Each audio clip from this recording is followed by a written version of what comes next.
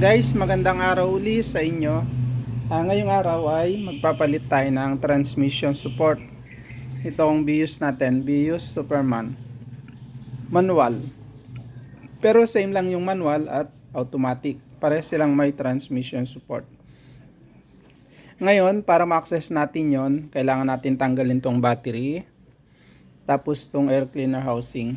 Kasi nandito yun sa mismong side ng transmission sa ilalim ng battery. Paano ba natin malaman na sira yung transmission support natin? Yun walang ibang paraan guys, kundi kailangan talagang tanggalin muna to.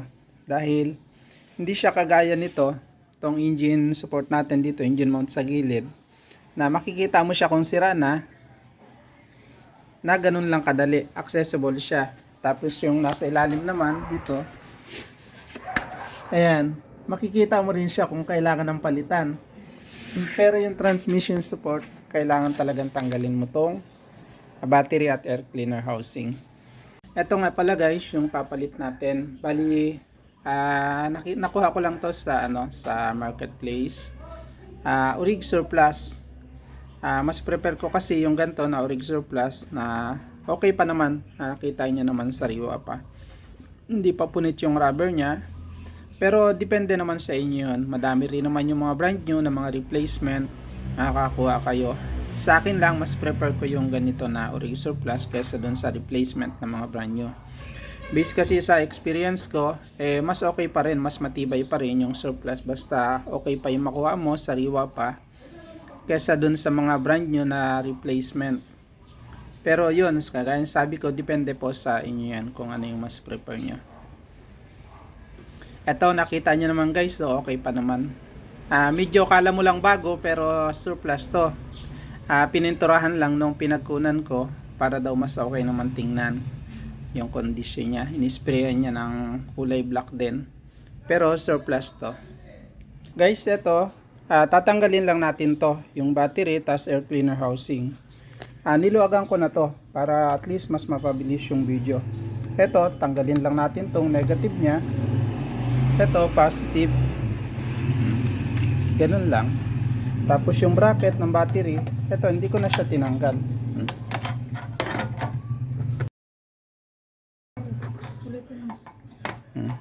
Gaganon ko lang yan, no? Tapos, tanggalin na natin to. Kasi na dito sa ilalim niya guys, kailangan din natin tanggalin to. Ito, tong battery stand na to, dahil na dito yung transmission support natin. May mga number 12 lang yan. Susundan nyo na lang yung mga dapat tanggalin ng bolt. Tapos ito, air cleaner housing. Ito, nilogan ko lang dito sa intake hose nya. Logan ko lang yun dyan. Tapos tanggalin natin dito. Ito. Ito.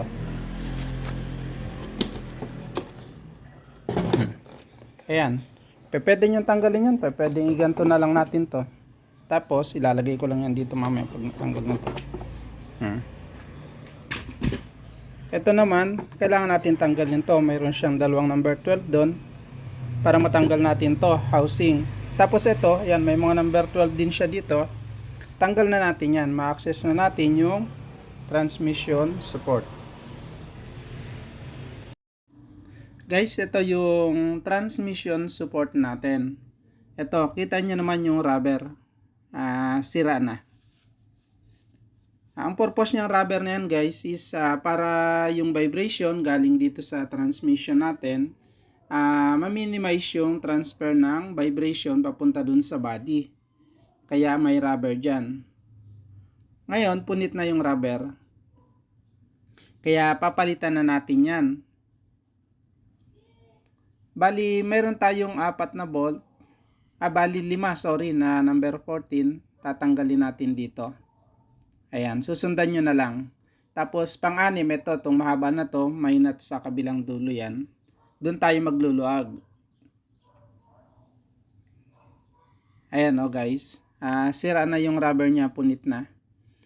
Parang ano din yan, engine mount o yung engine support sa ilalim. Mayroon din tayo doon. Bali, 3 kasi yan. Mayroon dito, sa gilid. Tapos mayroon pa dun sa ilalim na engine support. Ito naman transmission support, transmission mount, parehas lang yon. Iba-iba lang yung katawagan. Ito, may jack tayo dito guys. Ito yung purpose ng jack natin. Ilagay natin sa ilalim ng makina.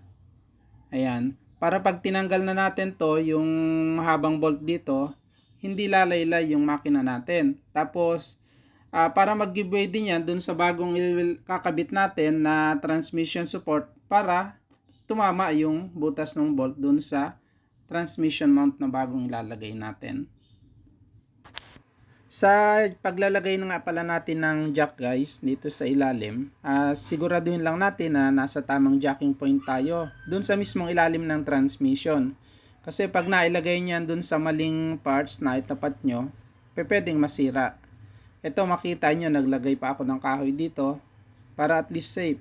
O kaya basahan, basta dun lang sa matigas na structure o dun sa mismong body ng transmission natin ilagay yung mismong floor jack natin. Okay, tatanggalin na natin. Guys, ito dito tayo magtatanggal. May nut dito. Itong nut ang tatanggalin natin, hindi dito. Hindi na.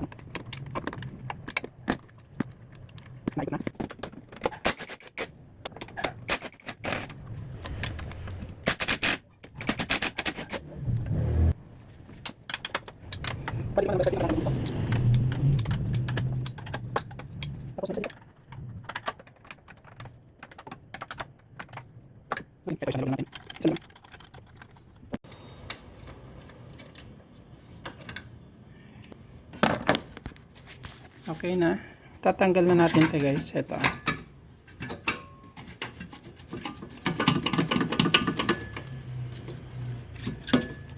Nabasag na yung rubber niya. Nakaano siya dun. Tatanggalin muna natin to. Iwas natin yung harness.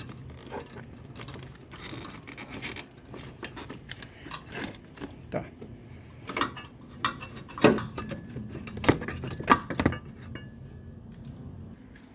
Okay, ito natanggal na natin. Ito guys, ayan, tuluyan na siya nahulog. Ito yung rubber. I-compare natin, nakaganon siya. Ito, nakaganon siya kanina.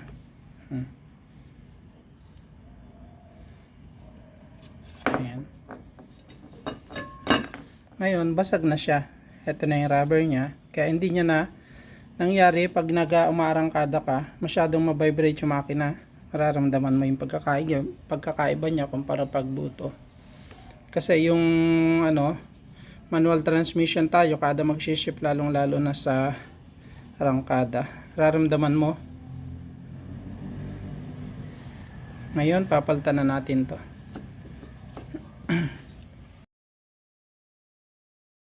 Guys, okay na. Naikabit ko na yung transmission support. Hindi ko na pinakita sa inyo para hindi na humaba yung video. Madali lang naman guys, kung wala nang problema dun sa sa transmission support kagaya nito na Orig Surplus, wala namang yung alignment niya okay naman. Magbibigay ako ng konting tip kung sakaling magdi-DIY kayo. Kung sakaling hindi nagtatapat-tapat, kasi guys medyo mahirap siya ikabit pag tapat-tapatin yung mga butas ng bolt. Mag-adjust lang kayo dun sa floor jack. Pwedeng taas baba lang kayo. Tapos dito sa yung bolt natin dito sa body, ikabit nyo one at a time lang, isa-isa lang. Tapos pakabitin nyo lang halos 2 thread. Kasi medyo mahirap ikabit, kailangan yung galaw-galawin para magtapat yung mga butas. Pag naipakapit nyo na lahat ng thread, tigda 2 thread, saka na kayo maghihigpit. Huwag kayo maghihigpit kaagad guys kasi mahirapan kayong mag-align dun sa mga butas ng transmission support. Ayun, yun lang naman. Kayang-kaya nyo yan, madali lang naman. Okay guys, ito, halos matapos na tayo. Battery na lang. Hindi ko na guys tapusin, hanggang dito na lang yung video para hindi na masyadong humaba. Ayun, salamat sa suporta nyo. Pa-like and subscribe na lang uli sa YouTube channel natin. Ayun, sana dire-diretso na ulit tayo makapag-upload dun sa YouTube channel natin ng mga kagayan tong video. Kasi matagal akong nahinto. Ayun, pero ngayon sikapin natin na makapag-upload na tuloy-tuloy dito sa YouTube channel natin. Ayun lang guys, salamat uli sa suporta nyo.